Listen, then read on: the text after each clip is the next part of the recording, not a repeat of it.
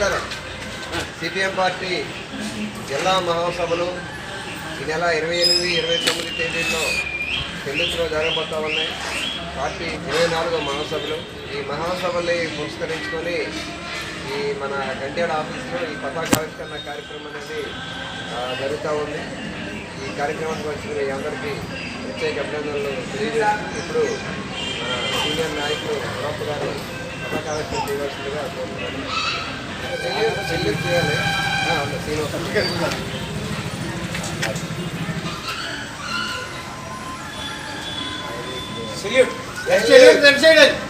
Order salute order salute order.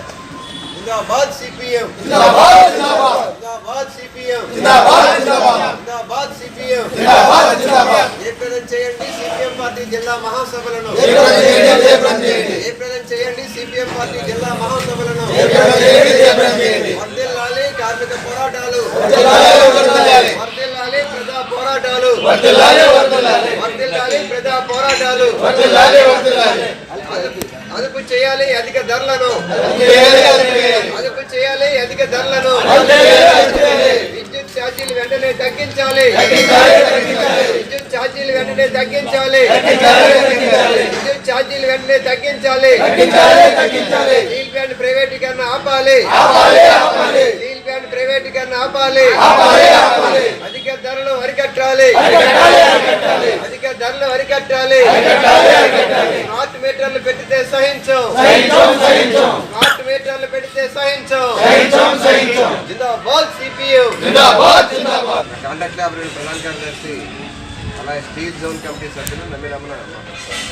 మిత్రులారా, CPM party 24వ మహాసభలో పెందుర్తిలో 28, 29 తేదీని జరుగుతున్నాయి. ఈ మహాసభలో ఆల్రెడీగా వార్డులుగా జిల్లా వ్యాప్తంగా మన పార్టీ మహాసభలో జయప్రదం చేయాలని, అలాగే ప్రజా పోరాటాలని జయప్రదం చేయాలని ఇంటింటికి ప్రచారం చేస్తూ విరాళం కూడా మనం ప్రచారం చేస్తున్నాం. దీన్ని ఉద్దేశించి రేపు రాబో రోజుల్లో ఈ మహాసభలో స్ఫూర్తితో స్టీల్ ప్లాంట్ ప్రైవేటీకరణ ఆపాలని, ఉక్కు నిర్వాసితులందరికీ ఉద్యోగాలు కల్పించాలని, ఈ ఏదైతే ఉందో స్మార్ట్ మీటర్ల విధానాన్ని వెంటనే రద్దు చేయాలని, ట్రూ అప్ ఛార్జీలు కూడా రద్దు చేయాలనేసి ఈ యొక్క మహాసభని స్ఫూర్తితో సిపిఎం పార్టీగా ముందుకెళ్తుంది.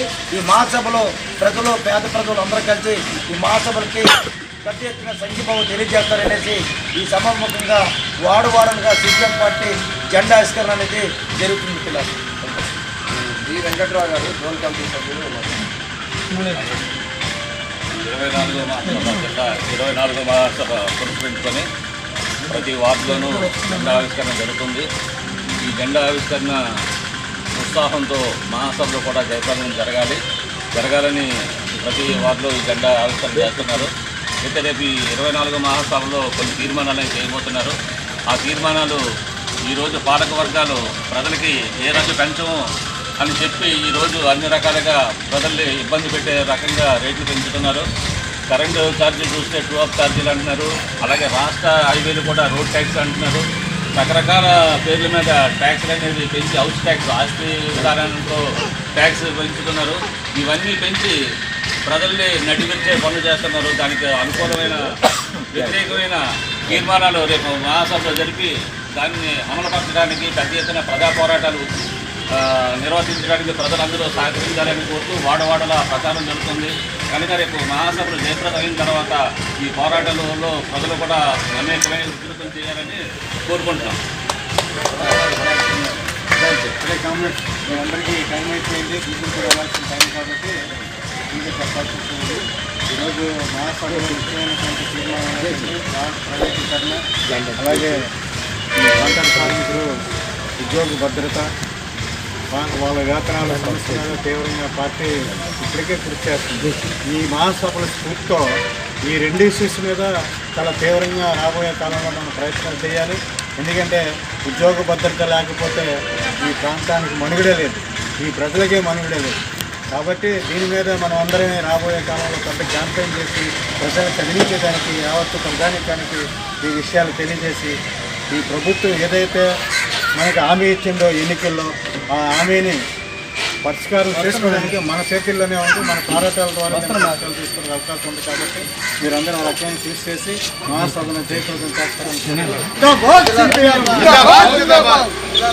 ఈరోజు సిపిఎం పార్టీ జిల్లా మహాసభలు 28, 29 తేదీ పెందుర్తిలో జరగబోతూ ఉన్నాయి. ఈ మహాసభల్లో వాళ్ళ తీర్మానాలను సిపిఎం పార్టీ ప్రవేశపెట్టబోతూ ఉంది. దీంట్లో ప్రధానమైంది ఈఎస్ఐ మెడికల్ కాలేజ్ ఇక్కడ శ్రీరంగనగర్లో కట్టాలని చెప్పేసి, ఈ ఆసుపత్రిని అమరావతిలో కట్టాలని చెప్పేసి చంద్రబాబు నాయుడు ప్రయత్నం చేస్తూ ఉన్నాడు. ఈ ఏరియాలో దాదాపు 3 లక్షల మంది సభ్యులు ఐపీఎల్గా ఉన్నారు. వాళ్ళ కుటుంబ సభ్యులతో కలిస్తే 16 లక్షల మంది అయ్యే పరిస్థితి అనేది ఉంది. శ్రీరంగనగర్లో 500 పడకల ఆసుపత్రి కడతా ఉన్నారు.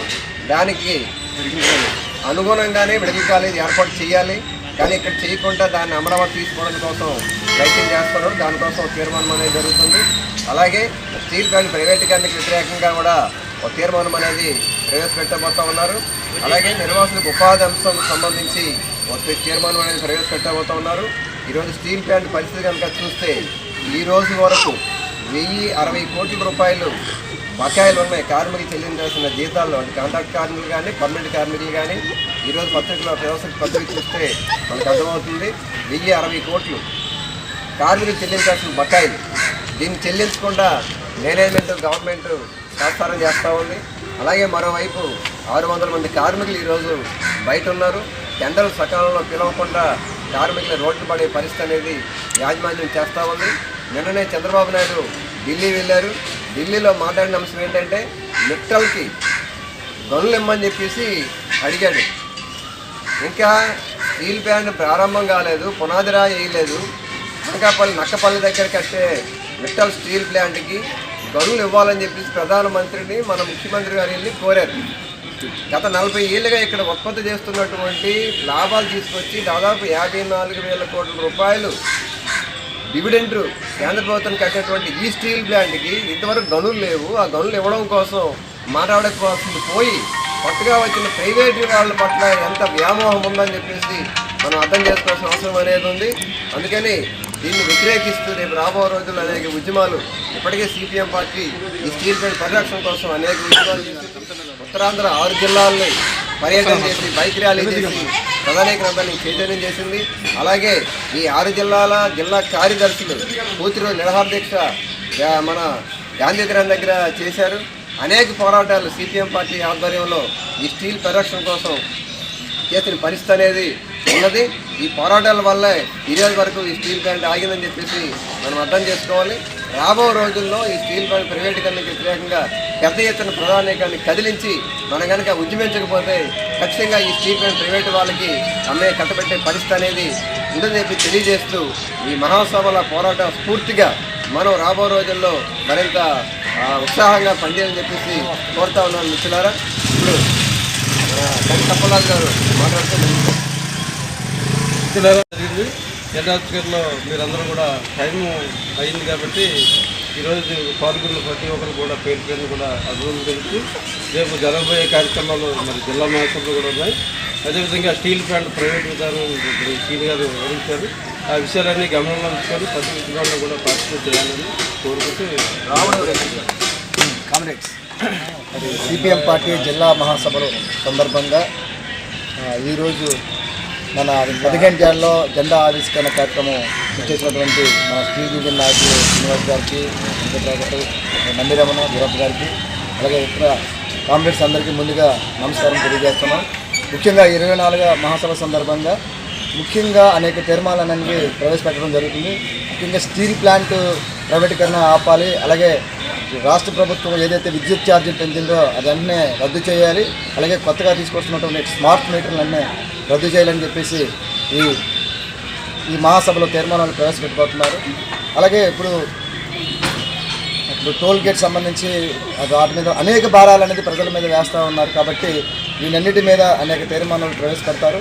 ముఖ్యంగా మన శ్రీనివాస్ గారు చెప్పినప్పుడు ఈఎస్ఐ ఏదైతే ఉందో ఆల్రెడీ హాస్పిటల్ ఉంది, దాని అనుబంధంగా మెడికల్ కాలేజ్ అనేది కూడా పెట్టాలని తీర్మానం అనేది ప్రవేశపెడుతున్నారు. ఇటువంటి తీర్మానాలు పెట్టి భవిష్యత్ పోరాటాలు అవి సాధించుకోవడానికి నిరంతరంగా మన పార్టీ పనిచేస్తుంది. అలాగే మన కార్యకర్తలు కూడా మన పార్టీ ఏదైతే పిలిపిస్తుందో ఆ పిలుపుల్లో పాల్గొని భవిష్యత్తు పోరాటంలో పాల్గొంటారని, అలాగే ఈరోజు పాల్గొన్నటువంటి మీ అందరికీ పేరు పైన ధన్యవాదాలు తెలియజేస్తూ సెలవు తీసుకుంటున్నాను.